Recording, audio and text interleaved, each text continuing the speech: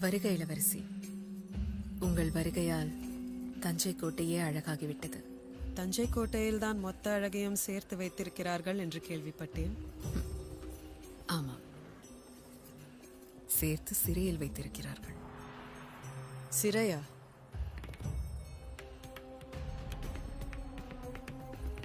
ஆணிப்பொன் அரியணையில் வைத்திருப்பதாக அல்லவா சொன்னார்கள்? பொன்தான், கொஞ்சம் மூத்த பொன். பழைய பொண்ணுக்கு மதிப்பு மிகுதி. பொன்னில் செய்து போட்டாலும் விலங்கு விலங்கு தானே. அந்த விலங்கின் சாவி நம் கையில் தானே இருக்கிறது.